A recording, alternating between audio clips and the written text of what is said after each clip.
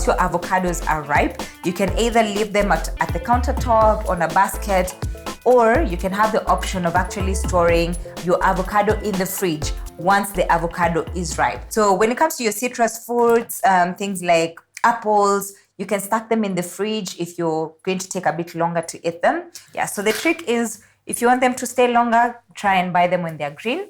If you want them just ready-made, if you're buying the red ones, make sure you eat them within a week or two so that it doesn't go bad. Then we come to the onions.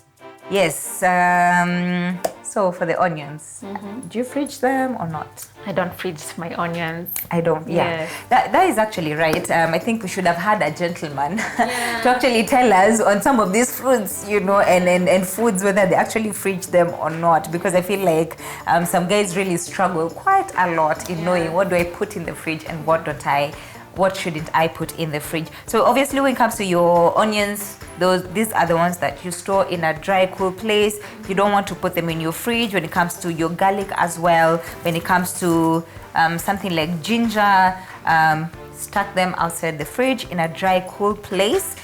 One of the tricks that I do actually with my garlic and my ginger is I crush them and then I store them in a little container, so I have a sample of it.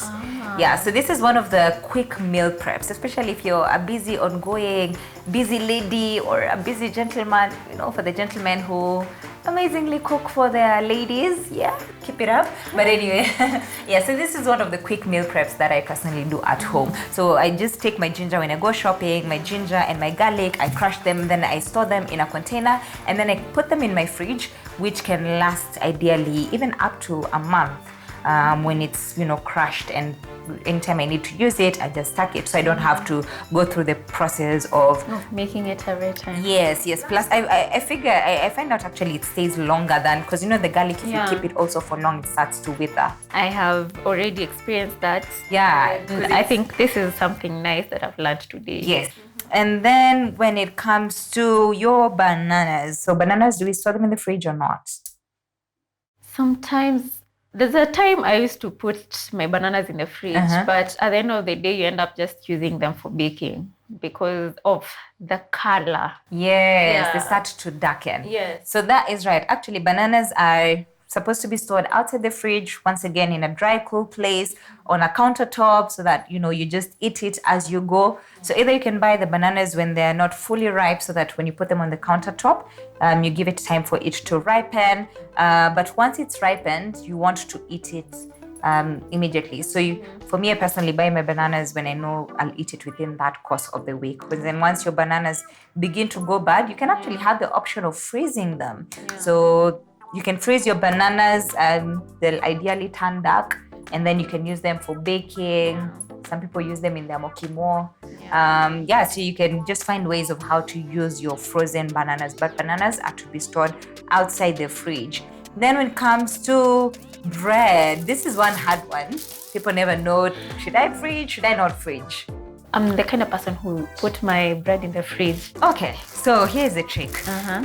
Your bread ideally is to be stored also in a dry, cool place. And the reason for that is because it loses its texture once again. So for instance, this is a bread that I stored in the fridge. And to be honest, when you take this last piece of bread out, you can tell the difference of the texture. So ideally, when you store your bread in the fridge, it tends to harden.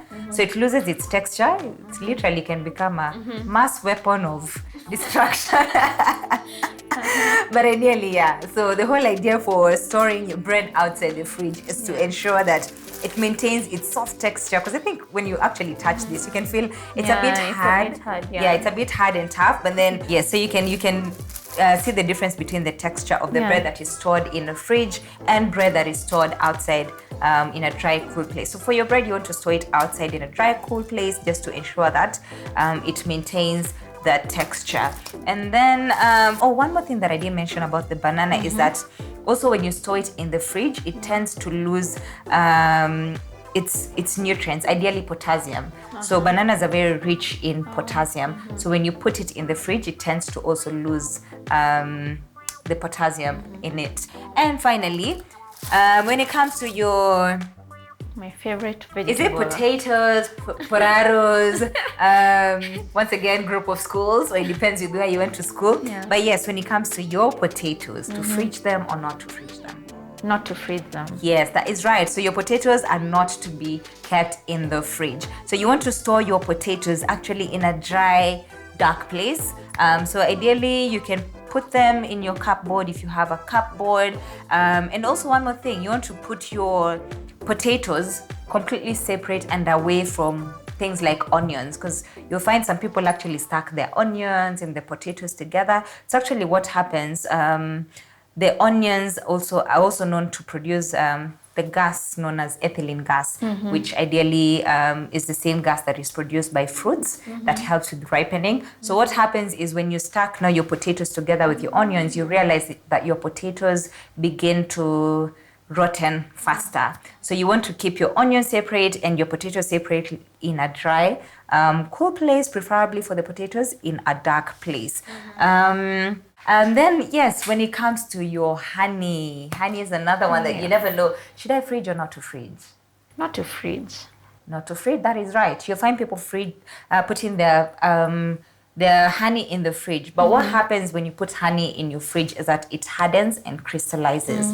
So for your honey, you want to just put it on the countertop. You can put it together with your other condiments. You're drinking chocolate. This goes as well for your ketchup, especially if you're a frequent ketchup user. You don't need to put it in the fridge. But then if you're not a frequent ketchup user, we did that video of storing foods in the fridge. So for your ketchup, you want to put it at the door of your fridge. And yeah, so that is it for today in terms of knowing what to put in the fridge and what not to put your fridge. But well, for our viewers, we do hope that you enjoyed today's episodes. Let us know what are some of the foods that you think should be put in the fridge and what are some of the foods that you don't think they should be put in the fridge. So do comment in the section below, and remember to subscribe, remember to like, remember to leave your comments, share with your friends. But until next time, it is a goodbye from me. My name is Trisha, and me today I had the honors of having a wonderful friend and a guest. Karen. Yes, Karen is her name. But well, that is it for today. Remember to subscribe, like, hit the share button, comment below. Let us know what are some of the other topics that you would love us to talk about. But until next time, it is a goodbye from us.